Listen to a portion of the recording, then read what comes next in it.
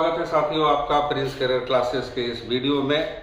आज हम डिस्कस करने वाले हैं प्रतिशत भाग 2। भाग 1 इसके लिए काफ़ी ज़रूरी है। जिन लोगों ने नहीं देखा है डिस्क्रिप्शन में जाके उसके लिंक से लेके देख सकते हैं। मित्रों, प्रतिशत जैसा कि कल मैंने आपको बताया था कि प्रतिशत जो है गणित का एक बहुत ही महत्वपूर्ण भाषा है। इस भाषा को सीखने से गणित पे हमारी पकड़ जो है काफ़ी मजबूत बनेगी। मित्रों, प्रतिशत का भाग 1 के आगे हम बढ़ते हैं भाग 2 पे। आइए देखते हैं भाग 2 में किस तरीके हम भाषा पर आधारित प्रश्नों को बना सकते हैं, बिल्कुल बेसिक कॉन्सेप्ट से। उदाहरण के तौर पे एक हम प्रश्न को लेते हैं यहाँ पे। यदि 40 का x प्रतिशत 25 हो तो x का मान क्या होगा, ये रहा। तो फिर से सवाल पे ध्यान देंगे। यदि 40 का x प्रतिशत 25 हो, अच्छा x y कुछ भी है, कहीं ना कहीं उस चीज़ की जानकारी हमको नहीं होती है। हम उसको अपने शब्दों में कैसे पढ़ सकते हैं? यदि 40 का कितना प्रतिशत 25 हो, बताएं वो प्रतिशत मान कितना होगा।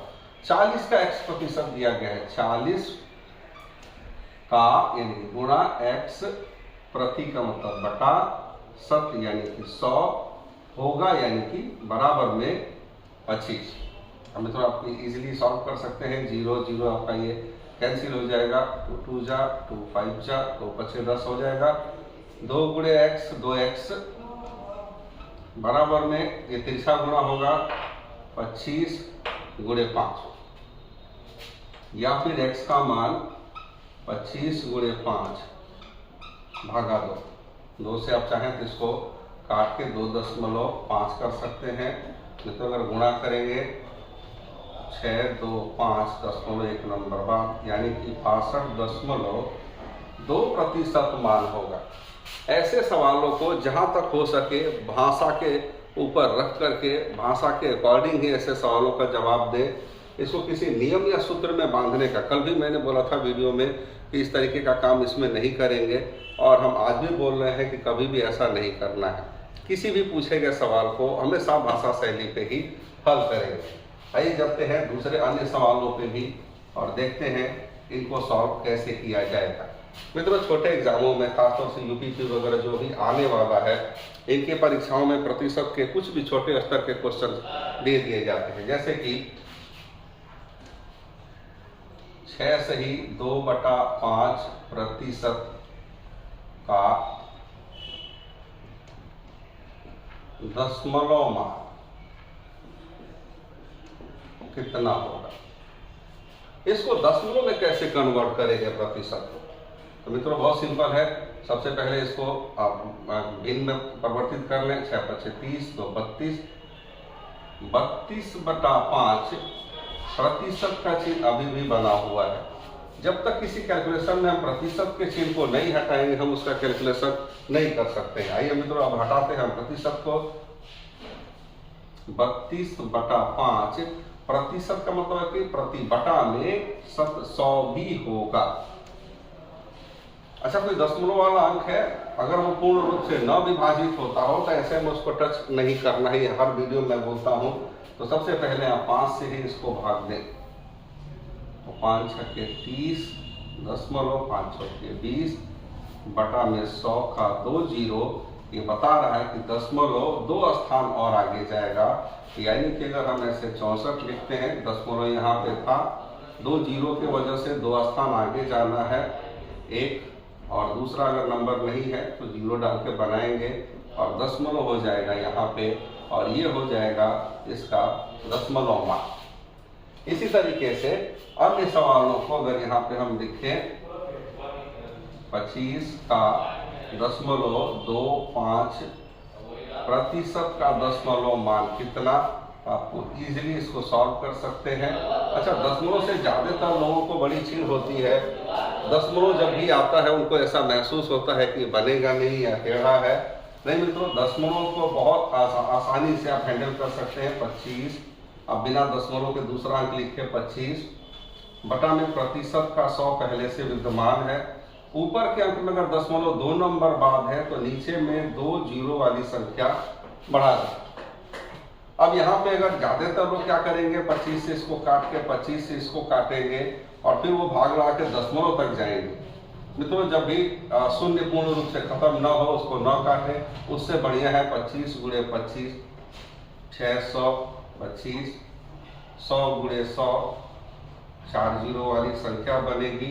यानी कि 4 जीरो इस बात का संकेत है कि ऊपर लिखी गई संख्या में 0.4 अंक बाद 625, फिलहाल यहाँ कहीं दशमलव नहीं है, हम यहीं से 4 अंक गिनेंगे 1 2 3 और ये चौथा अंक। अब यहाँ पे हमने ये दशमलव दिया और इस तरीके से ये इसका दशमलव मान होगा। इस तरीके के छोटे छोटे सवालों को हम प्रतिशत में भाषा शैली के नियम के अनुसार इनको बना सकते हैं। ऐसे सवालों को बनाने के लिए कभी किसी सूत्र की जरूरत नहीं पड़ती है। आइए अब बढ़ते हैं इनके अगले सवालों पे। आइए मित्रों आते हैं हम अपने तीसरे सवाल पे, जो भाषा के आधार पे ही बनेगा। यदि y का 90% x हो तो x का कितना प्रतिशत y होगा। इस तरीके का क्वेश्चन काफी फेमिलियर रहा है परीक्षाओं में। सबसे पहले यदि करके अगर कोई जानकारी दी जाती है तो उस जानकारी को हूबहू बिल्कुल वैसे लिखेंगे। जैसे दिया हमको y का 90% x हो, आइए मित्रों इसको सॉल्व करते हैं। y का 90% हो x और यहाँ से कोई ना कोई एक निष्कर्ष निकलेगा, x और y का कोई ना कोई संबंध निकलेगा। उस संबंध को लेकर के उसके पूछे गए प्रश्न का उत्तर दिया जा सकता है। तो इसको सॉल्व करते हैं। 0 0 कैंसिल, ये हुआ 9y बराबर में ये इसमें गुणा हो जाएगा 10x। दो असामान्य इकाइयां बराबर कही गई है, यानी कि इनके बीच में संबंध बन सकता है, y संबंध है x और इनको रोटेट करेंगे हम एक दूसरे से तो 10 संबंध है 9 का एक अनुपात बना। इसको हम बोल सकते हैं कि ये इसका मान रहा y का और x का मान 9। अब इसका सवाल है तो x का कितना प्रतिशत y होगा। देखो मित्रों भाषा पे ही रखेंगे, x यानी कि 9, सवाल में पूछा गया x यानी कि 9 का कितना ए मान लेते हैं प्रतिशत है y यानी कि 10। अब यहाँ से इसकी हम वैल्यू निकालते हैं, कुछ भी कैंसिल होने वाला नहीं है। तो 9 गुणे a 9a बराबर इसमें क्रॉस मल्टीप्लाई करेगा 1000, तो a की वैल्यू 1000 डिवाइडेड बाई 9 और इसको हम भाग लगाएंगे 111.11% इसका आंसर आएगा। तो कहने के लिए क्वेश्चन अपने आप में थोड़ा टेढ़ा जैसा महसूस हो रहा था, लेकिन भाषा पे रखते ही आपको सब कुछ दिखना शुरू हो जाता है और इजीली उसका प्रतिशत मान निकाल सकते हैं। वैसे भी पार्ट 1 में आपको मैंने बहुत ही बारीकी तरीके से ये बता रखा है कि प्रतिशत केवल 3 प्रकार के सवालों का जवाब देता है। फिर प्रतिशत को इतना बढ़ा चढ़ा करके क्यों रखा जाए। स्वाभाविक है जो भी प्रतिशत पे दिए गए तथ्य होंगे उन तथ्यों को जैसे ही भाषा शैली पे आप एक साथ रखते हैं उसका उत्तर आपके सामने होता है। आइए बढ़ते हैं अब दूसरे सवाल पे। यह हमारा चौथा प्रश्न है। किसी कक्षा में 25 लड़के तथा 15 लड़कियां हैं। अच्छा मित्रों इस पे 2 तरीके के सवाल बनते हैं। प्रतिशत किस बेसिस पे कैलकुलेट करते हैं, किस आधार पे कैलकुलेट करते हैं, ज्यादातर लोग यहाँ पे गलत हो जाते हैं। जैसे कि किसी कक्षा में 25 लड़के तथा 15 लड़कियों के होने की बात कही गई है। प्रश्न के रूप में पहला प्रश्न है कक्षा में लड़कियों का प्रतिशत है। अच्छा ध्यान देंगे यहाँ पे शब्दों पे, कक्षा में पूछा गया है कक्षा में लड़कियों का प्रतिशत, गर्ल्स का परसेंटेज क्या होगा। यानी कि आपको पूरी कक्षा के तुलना में लड़कियों का प्रतिशत बताना है। ऐसे में पूरी कक्षा में लड़का और लड़की मिला के कितने बॉयज हमको दिए गए हैं, गर्ल्स हमको दी गई हैं। लड़के और लड़कियां संख्या है इनकी 25 की, वहीं पर लड़कियां हैं 15।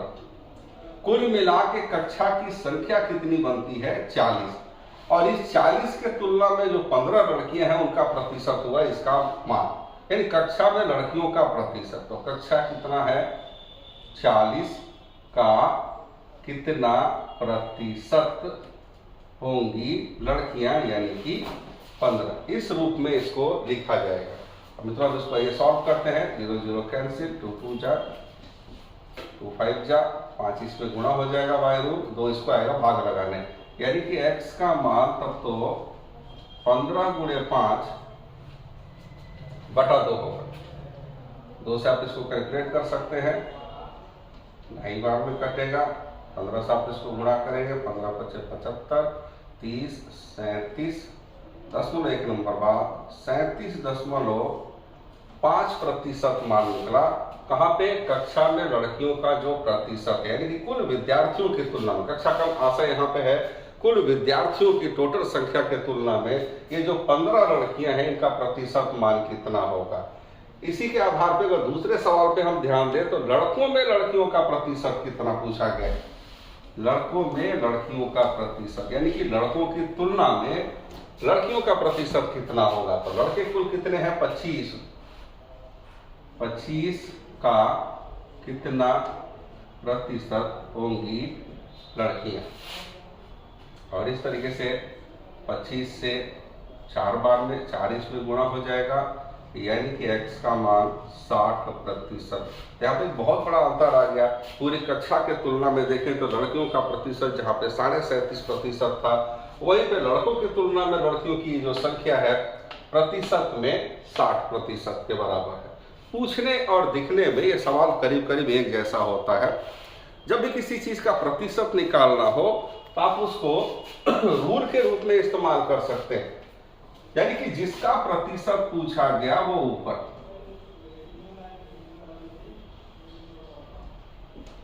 जिसका प्रतिशत पूछा गया ऊपर, नीचे में हमेशा किसकी तुलना में,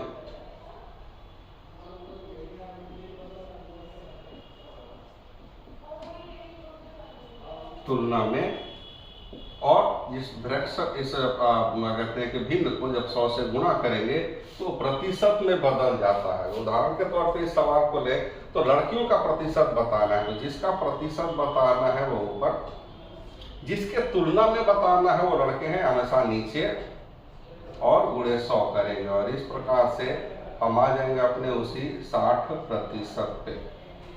तो मित्रों, उम्मीद करते हैं आपको प्रतिशत का ये लैंग्वेज शैली, जो भाषा शैली समझाने का मैं प्रयास कर रहा हूँ वो समझ में आ रहा होगा। आने वाले अन्य सभी वीडियो में इसके बड़े बड़े परीक्षाओं में पूछे गए जो भी प्रतिशत के टेढ़े मेढ़े सवाल हैं वो सब इसी साधारण तरीके से बनाना हम आपको सिखाएंगे। आइए चलते हैं अगले सवाल पे। मित्रों, देखते हैं अगले सवाल को। इस सवाल को ध्यान से देखें। कोई व्यक्ति अपनी आय का 10% यातायात पर, 40% खाने पर तथा 25% शिक्षा पर खर्च करता है और अंत में 3000 रुपये बचत करता है, तो उसकी मासिक आय कितनी होगी। मित्रों, इस तरीके का सवाल बहुत ही चर्चित रहा है आगामी यूपीपी एग्जाम, एसएसबी में और आने वाले अन्य सभी परीक्षाओं में, या पिछले जितनी भी परीक्षाएं हुई हैं ये सवाल प्रतिशत से कई बार पूछा गया है। आइए देखते हैं इस तरीके के सवालों को कैसे हमें सॉल्व करना चाहिए। सबसे पहले एक व्यक्ति अपनी आय का 10% यातायात है। मित्रों, उसके लिए हमको समझना पड़ेगा कि एक्चुअल में आय होती क्या है। आय बराबर होता है खर्च प्लस बचत। खर्चे और बचत का जो योग है ये हमको आय बताती है। ऐसी स्थिति में आय हमेशा 100% हो, यानी कि रुपए में किसी भी व्यक्ति की इनकम चाहे जो भी हो, लेकिन प्रतिशत में हमेशा वो 100% होती है। इस 100% के मान अलग अलग जरूर हो सकते हैं। किसी की आय अगर महीने में अगर 18,000 रुपए की है तो उनकी 100% वैल्यू 18,000 रुपए ही होगी।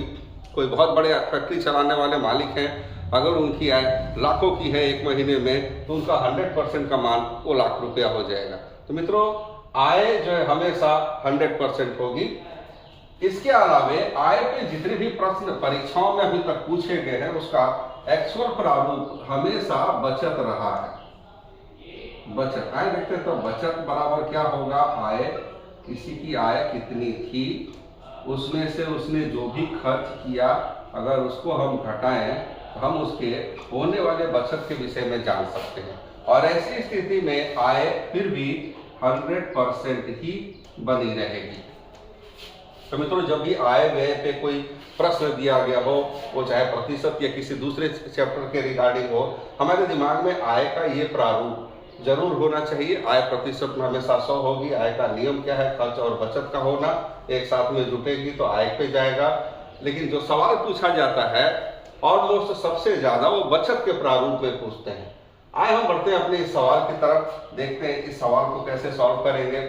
कोई व्यक्ति अपने आय का 10% यातायात पर, 10% यातायात, इसके अलावे 40% खाना, 40% खाना और फिर 25% शिक्षा, 25% शिक्षा क्या करता है? खर्च करता है। यानी कि ये जितनी इकाइयां हमको जानकारी के रूप में दी गई हैं सभी खर्च होने की बात हमको बता रही है। ये है इनका खर्च। तो चलिए मित्रों सभी खर्चों को एक साथ हम ले लेते हैं। कुल खर्चा इनका हुआ कितना? तो 10%, 40% और ये रहा 25%। मिलाकर के अगर हम देखें 50, 70, 75% का खर्चा हो जा रहा है। 75% कुल इनके खर्चे में चले गए। अब इनकी आय प्रतिशत में, रुपए में हमको जानकारी देने की, प्रतिशत में जैसा कि हम जानते हैं अपने आप में 100% रही होगी, जिसमें से अन्य अलग अलग मदों पे उन्होंने जो कुल खर्चा किया है वो 75% की है। इस प्रकार से हम इनका बचत निकालते हैं तो 25% बचत बनता है। और ये जो आंकड़ा मिला हमको ये बचत का है। बचत की धनराशि यहाँ पे दी गई है कि अंत में 3000 रुपए की बचत करता है। यानी कि जो बचत है वो 3000 रुपए की धनराशि है और हमें आय बताना है। तो उसको हम लिख सकते हैं, बचत का प्रतिशत यहाँ पे है 25%, 25% पे जो बचत है वो 3000 रुपए की रकम है। तो इनकी आय जो 100% थी वो क्या रही होगी? मानते हैं x। तो मित्रों सबसे पहले इसी को हम क्रॉस मल्टीप्लाई करेंगे और इस प्रकार से 25 गुणे x बराबर दूसरा वाला क्रॉस मल्टीप्लाई 3000 गुणे 100। x के साथ जो गुणा है वो भाजक के रूप में यहाँ पे बटा में लिखा जाएगा। 25 से भाग लगाएंगे 4 बार, 4 3 12, यानी कि कुल आय उनकी 12,000 रुपए की थी। तो इस क्वेश्चन को इस रूप में आप हल कर सकते हैं इजीली कि होने वाले उनके सभी खर्चों को एक साथ जोड़ेंगे। रही बात उनकी आय की तो प्रतिशत में वो 100 होगी, हमको जानकारी है। उनके खर्चों को उस 100 में से घटाने पे पता चला कि 25% का बचत हुआ है। जो बचत रुपए में 3000 है तो 25% का मान यदि 3000 रुपए है तो उस व्यक्ति की मासिक आय जो 100% होती है कितनी रही होगी? x मानेंगे और फिर इनको क्रॉस मल्टीप्लाई करके x की वैल्यू निकालेंगे और इस प्रकार से उनकी आय का हमें पता चल जाएगा। मित्रों उम्मीद करते हैं आपको ये बेहतर वे में समझ में आ रहा होगा। प्लीज इनका जरूर अभ्यास करें। आइए मित्रों बढ़ते हैं हम अपने अगले सवाल की तरफ। उम्मीद करते हैं आपको बेहतर समझ में सब आ रहा होगा। अगला सवाल है, यदि कोई व्यक्ति अपनी आय का 30% भोजन पर, शेष का 20% शिक्षा पर तथा शेष का 50% घर के किराए पर खर्च करता है, यदि वो अंत में 840 रुपए की बचत करता है तो उसकी आय क्या रही होगी? मित्रों पिछले सवाल से थोड़ा भिन्न है ये। पिछले सवाल में हमने देखा होगा उसमें शेष का शब्द नहीं था। यानी कि जब किसी खर्चे का ब्यौरा दिया गया हो और शेष शब्द का इस्तेमाल न किया गया हो तो ऐसे में उन सभी खर्चों को एक साथ जोड़ करके कुल खर्चा का रूप देंगे और मूल आय जो 100% होती है उसमें से माइनस करके बचत का प्रतिशत निकालेंगे, जिस तरीके से आपने पिछले सवाल में देखा था। इस सवाल में एक नया शब्द इस सवाल में जुड़ गया है, शेष का। ध्यान देंगे यहाँ पे शेष का। आइए देखते हैं मित्रों कैसे करेंगे, इसको सॉल्व करते हैं। सबसे पहले इनका खर्च 30% भोजन पर, 30% भोजन पे खर्चा हुआ था। इसके बाद बोल रहे हैं शेष का 20% शिक्षा पे खर्च किया, 20% शिक्षा पे। फिर शेष का 50% किराया। ये सभी अलग अलग मदों के खर्चे हैं जो एक व्यक्ति अपनी आय पाने के बाद करता है। अच्छा, आइए देखते हैं इसका अर्थ क्या है। 30% भोजन पे खर्च के बाद शेष का मतलब है इस खर्चे के बाद जो बची हुई धनराशि है, उस बची हुई धनराशि का 20% वो शिक्षा पे खर्च कर रहे हैं, और इस खर्चे के बाद फिर जो बची हुई धनराशि है शेष, उसका 50% किराया पर। और इन तमाम खर्चों के बाद उसकी बचत भी बताई गई है कि जो बचत है वो 840 रुपए की रकम है, 840 की। तो मित्रों, हमें जब प्रतिशत में किसी चीज की वैल्यू दी जाती है, रुपए में, मीटर में, सेंटीमीटर में, उसको हम सबसे पहले ध्यान में रखते हैं कि हमारा जो प्रारूप है वो बचत का होगा। आइए मित्रों, हम मान लेते हैं इनकी जो आय रही होगी, आय चूंकि आपको जानकारी है कि प्रतिशत में हमेशा 100% होती है, और हम मानते हैं कि रुपए में ये x थी। इसी आय का 30% भोजन पे इन्होंने खर्च किया, तो शेष बचाया कितना, हमको बचत के प्रारूप में इसको ढालना होगा। 30% भोजन पे खर्च हुआ तो शेष बचा कितना, तो 100 - 30 यानी कि 70%। इनकी जो आय थी उस आय का 70% शेष इनके पास बचा। इस शेष का, इस बची हुई धनराशि का उन्होंने दोबारा खर्च किया किस पे, 20% शिक्षा पे। अच्छा, अगर 20% शिक्षा पे खर्च हुआ शेष का, तो फिर शेष बचा कितना। हर बार कोई पूंजी अपने आप में 100% होती है दूसरे खर्चे के लिए, यानी कि 100 - 20 करेंगे, और इस प्रकार से बचत होगी 80% की। इसके बाद इसी शेष का, इस बचे हुए का 50% किराए पे खर्च हुआ, तो फिर कितना बचा, इस बचत पे आ गया 50%, तो 100 - 50 यानी कि शेष 50% बचा, और इस प्रकार से इनका कुल बचत 840 रुपए के बराबर हुआ। तो मित्रों, ये बहुत ही आसान सा है, आप इसको एक ट्रिकी कॉन्सेप्ट के तौर पे ले सकते हैं कि जब भी किसी खर्चे के बाद शेष का, फिर खर्चा हुआ, फिर शेष का दे, यानी कि हर बार 100 में से घटाने के बाद वाले प्रतिशत को यहाँ पे अंकित करते हैं, और लास्ट में वो बराबर हो जाएगी बचत के। अभी तो इसको सॉल्व करते समय भी बहुत ज्यादा ध्यान देना है। जो इजी वे में करता हो उसको काटे, जैसे 0 0 ये कैंसिल हो गया, 5 एकम 5, 5 दूनी 10।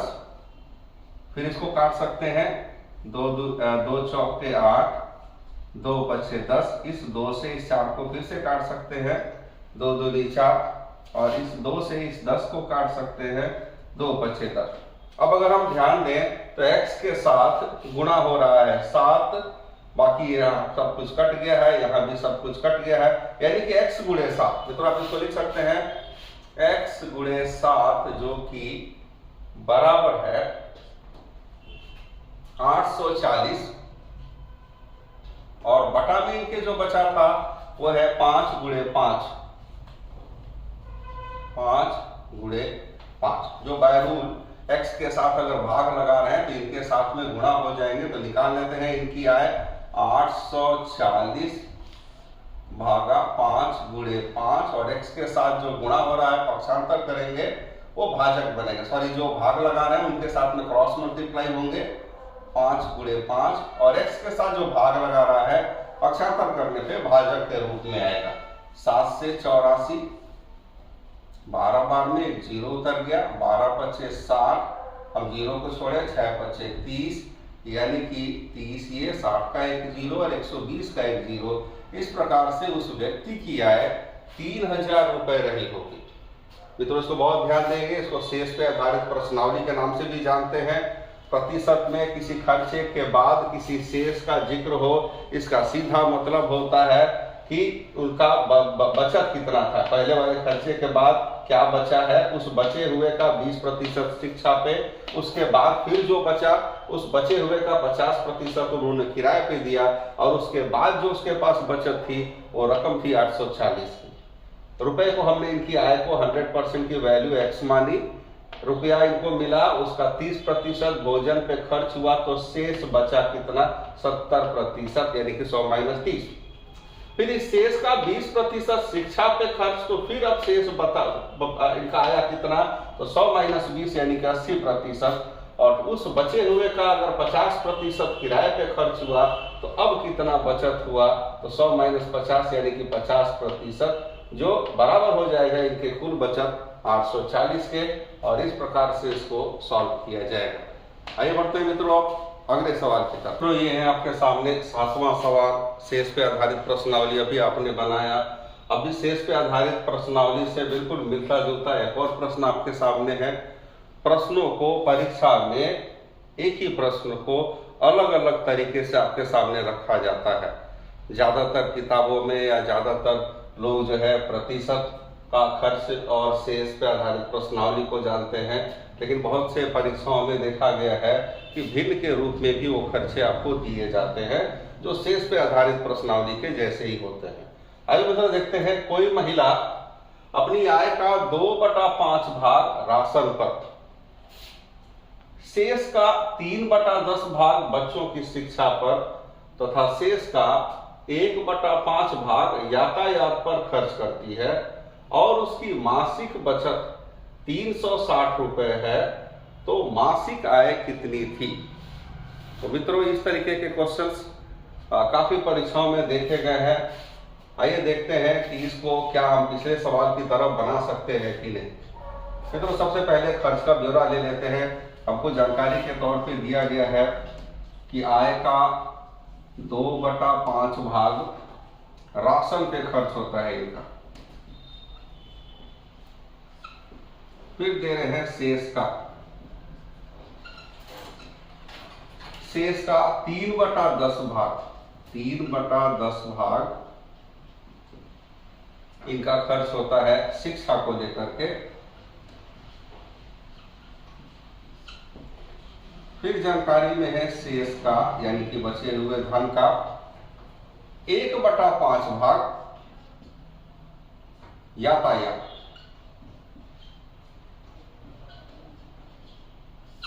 ये खर्च का ब्यौरा। एक अलग अलग मदों पे खर्चे के बावजूद एक बचत की रकम दी गई है कितनी, 3360। ये रकम है किसकी, इनके मासिक बचत की रकम है 3360 रुपए। आपको बताना है इनकी मासिक आय क्या रही होगी। तो मित्रों देखते हैं, इसके पहले प्रतिशत में था तो मैंने बोला था कुल आय को आप x मान सकते हैं, और जो भी प्रतिशत दिया है 100 में से घटाने के बाद उसको लिखते जाएंगे और वो बचत के बराबर उसको रखेंगे। तो यहाँ पे अगर आपको कोई जानकारी भिन्न में दी गई है, तो जैसा कि हम सभी जानते हैं किसी भी भिन्न का जो पूर्णांक होता है वो 1 होता है। तो किसी प्रतिशत का पूर्णांक अगर 100% हो सकता है तो भिन्न का पूर्णांक 1 है, तो 1 में से घटा के इसको लिखेंगे। जैसे कि 2/5 भाग अगर राशन पे खर्च हुआ तो शेष बचा कितना, तो कुल रकम 1 माइनस 2/5 करेंगे और इस प्रकार से 3/5 शेष होगी। इस शेष का 3/10 भाग शिक्षा पे खर्च हुआ तो फिर शेष बचा कितना, फिर से 1 माइनस 3/10। तो यहाँ पे अगर आप घटाएंगे तो 10 माइनस 3 7/10 होगा। इसके बाद शेष का 1/5 खर्चा किया गया है, फिर से कुल रकम 1 माइनस 1/5 और ये 4/5 आएगा। तो मित्रों इस तरीके से सबका शेष निकालने के बाद वही प्रोसेस करेंगे। आय x, पहले आय का 3/5 भाग इनका बचा है, गुणे दूसरे का शेष का 7/10 भाग बचा है, तीसरे का 4/5 भाग बचा है, और इस तरीके से उनकी जो बचत की रकम है इसके बराबर हो जाती है 3360। अब आप इजी वे में आप इसको सॉल्व कर सकते हैं। कुछ अगर कट रहा हो इजीली तो उसको काटेंगे, बहुत ज्यादा मशक्कत नहीं करनी है। या फिर आप चाहें तो यहाँ से यहाँ में x के साथ जो कुछ भी गुणा हो रहा है पक्षांतर करने पे वो भाजक के रूप में नीचे आएगी 3 गुणे 7 गुणे 4। इनको गुणा करके कभी भी बड़ा न करें। गुणा करके जैसे हम बड़ा करते हैं दोबारा उसको काटने में हमको समय उतना ही लगता है और इस तरीके से जटिलताएं हमारे सामने आ जाती हैं। इनको टुकड़े में ही रहने दें। x के साथ जो कुछ भी गुणा हो रहा है पक्षांतर करेंगे, भाजक के रूप में नीचे आएगा। x के साथ जो संख्या भाग लगा रही है पक्षांतर करने पे ये गुणा में इनके साथ में चली जाएगी। अब इजीली ऊपर से नीचे जो कुछ भी कटता हो काट सकते हैं। तो यहाँ पे 3 से इसको काट सकते हैं, 3 एकम 3 एकम 3 दूनी और 1 0। 7 से इसको ट्राई कर सकते हैं, 7 से 7 एकम 7 7 छक्के 42 और 1 0।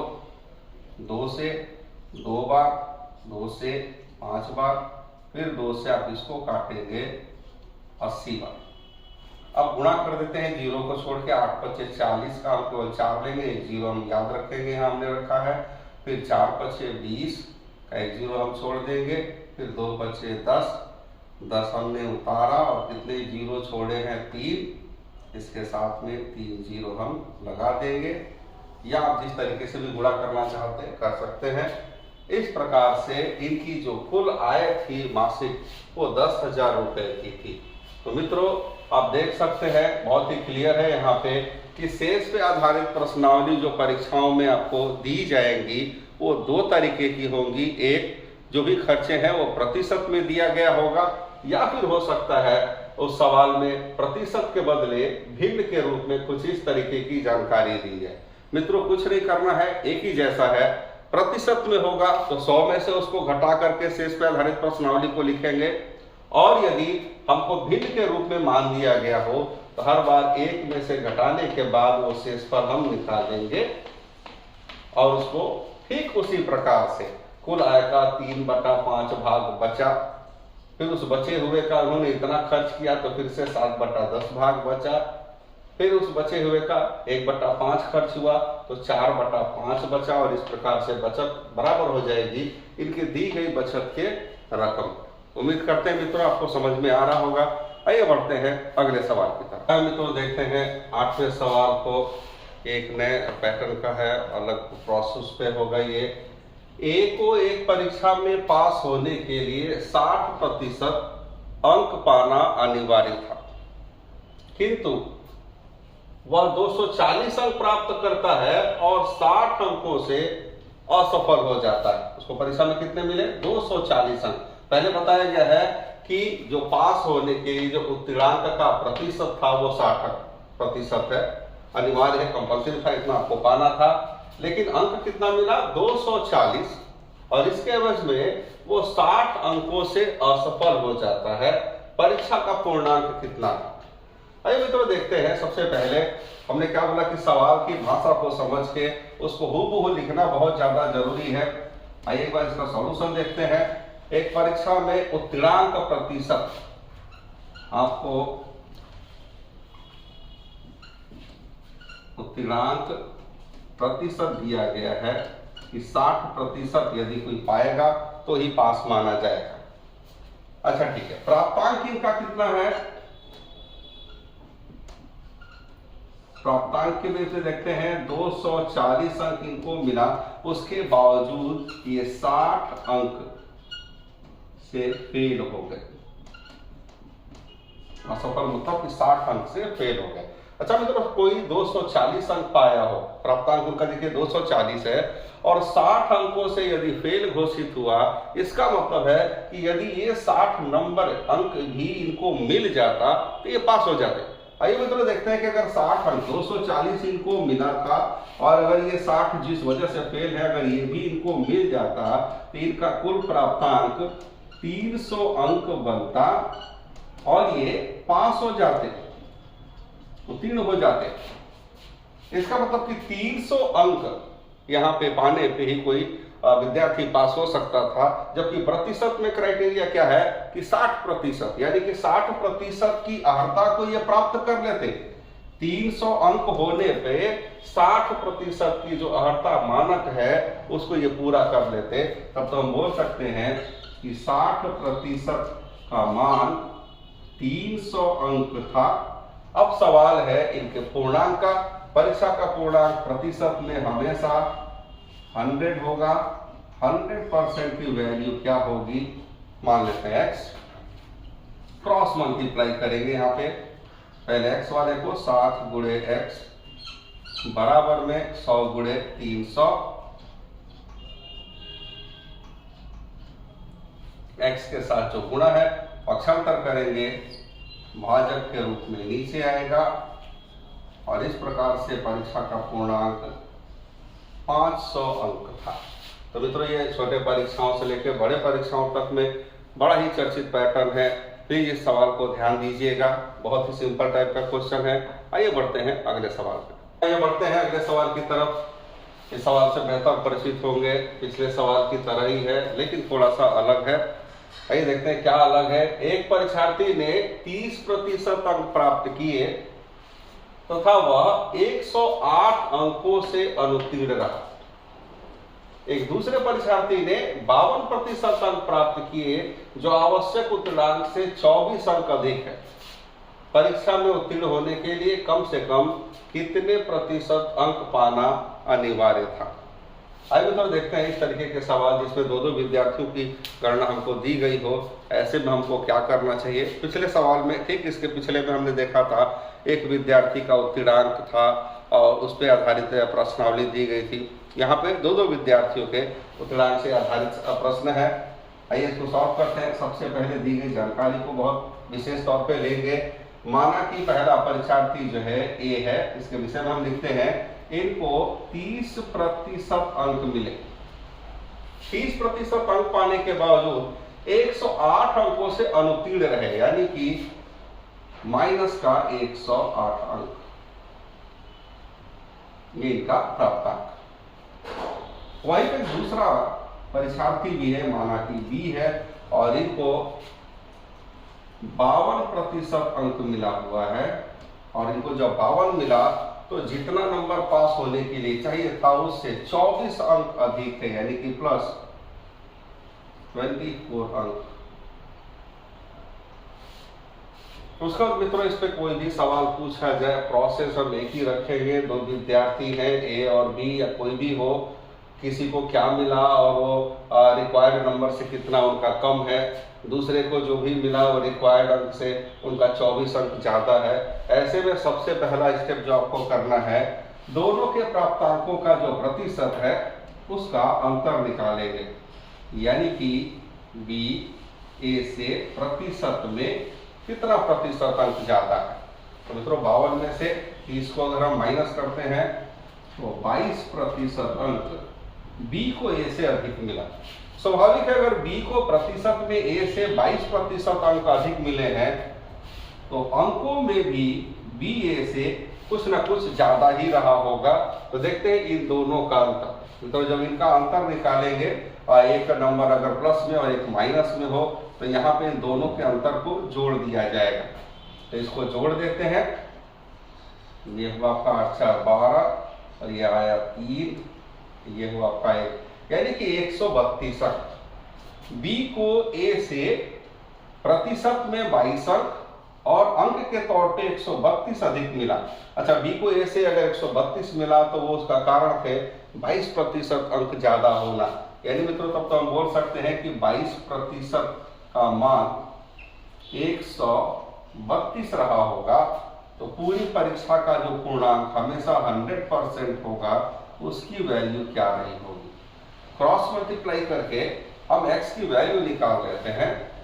तो x बराबर 100 गुणे 132 बटा में 22। 2 से इजीली इसको काटेंगे 50 बार में, 2 से 11 बार में, 11 से 132, 12 बार में, 12 25 7, यानी कि 600 पूर्णांक था परीक्षा का। अब हमें यह बताना है कि किसी को उत्तीर्ण होने के लिए कम से कम कितने प्रतिशत अंक पाना अनिवार्य है। सबसे पहला प्रश्न चाहे कुछ भी हो, हम परीक्षा का पूर्णांक निकालेंगे। अब मित्रों लेकिन मेन जो हमारा सवाल है वो सवाल है कि प्रतिशत में कितना पाना अनिवार्य था, किसी को प्रतिशत में कितना मिलता, वो बिल्कुल एग्जैक्ट पास होता, न कम न ज्यादा। आइए देखते हैं इसके बाद क्या करेंगे। दोनों में से किसी एक विद्यार्थी के आप डाटा को इस्तेमाल कर सकते हैं। हम इस्तेमाल करने जा रहे हैं ए को, यहां से एक ही बात करेंगे। ए को प्रतिशत में मिला था 30%। अच्छा ये 30% पूर्णांक का रहा होगा, तो देखते हैं ए को अंक कितना मिला। 600 का 30% यदि इनको मिला था तो इनको मिला होगा 180 अंक। और मित्रों उसी के साथ ये भी दिया गया है कि 108 अंक से ये फेल घोषित हुए, अर्थात 180 जो इनको मिला था उसमें अगर 108 अंक और इनको मिल जाता तो ये पास हो जाते। इस प्रकार से हम निकाल सकते हैं कि उत्तीर्णांक क्या रहा होगा। तो जोड़ के देखते हैं इनको, ये 8, ये 8, ये 2, 288 अंक 600 में किसी विद्यार्थी को कम से कम पाना था उत्तीर्ण होने के लिए। अब प्रतिशत में बदलते हैं, 288 कितने में से पाना था, तो 600 में से, तो प्रतिशत में कितना होगा। जिसका प्रतिशत निकालना हो मित्रों कल ही मैंने आपके वीडियो में देख सकते हैं, ऊपर में लिखेंगे। टोटल अंक हमेशा नीचे लिखा जाएगा गुणे 100। 0 से 0 इजीली आपका कट जाएगा। 6 से आप इसको भाग लगा सकते हैं, 6 चौके 24, 4 शेष बचा, 48 हो गया, 6 अठे 48, यानी कि 48% मिनिमम रिक्वायर्ड थे किसी को भी परीक्षा में पास होने के लिए। तो मित्रों एक बहुत ही इंपॉर्टेंट क्वेश्चन है। इसका पहला प्रारूप पिछला वाला सवाल आपने देखा ही है। इस दूसरे प्रारूप को भी गंभीरता पूर्वक लेकर के बिल्कुल इजी वे में सॉल्व कर सकते हैं। इसमें मुख्य क्वेश्चन जो पूछे जाते हैं, ए का प्राप्तांक कितना था, आप यहीं से दे सकते हैं 180 अंक था। बी का प्राप्तांक कितना था, तो 600 का 52% निकाल सकते हैं। मूल चीज है पूर्णांक क्या है, सबसे पहले ये निकाला जाएगा और यही होगा वो छोटा सा प्रोसेस। मित्रों उम्मीद कर रहे हैं आपको पसंद आ रहा होगा। आइए बढ़ते हैं अगले सवाल की तरफ। आइए मित्रों देखते हैं अगले प्रश्न को। चुनाव पे आधारित प्रश्नावली, प्रतिशत में काफी जानी मानी प्रश्नावली होती है। आइए देखते हैं बेसिक से क्वेश्चन को। एक चुनाव में 2 उम्मीदवार थे, उनमें से एक ने 30% मत प्राप्त किए, किंतु वह 210 मतों से हार गया। तो कुल मत थे, कुल मतों की संख्या हमने बतानी है। जानकारी में हमको स्पष्ट रूप से दिया गया किसी चुनाव में 2 उम्मीदवार है, 2 उम्मीदवार मान लेते हैं, क्योंकि एक ए है और एक बी है, इन दोनों की उम्मीदवारी है इस चुनाव में। उसके बाद दे रहे हैं इन दोनों में से किसी एक ने, चलो मान लेते हैं कि 30% ए को मिला, 30% मत प्राप्त किए और यही जो है 210 मतों से हार गया। मित्रों ये एक निर्णायक लाइन है, एक जानकारी है। 210 मतों से हार गया, कौन हार गया, वो हार गया जिसको 30% मत मिले थे। अब मित्रों देखते हैं करना क्या चाहिए।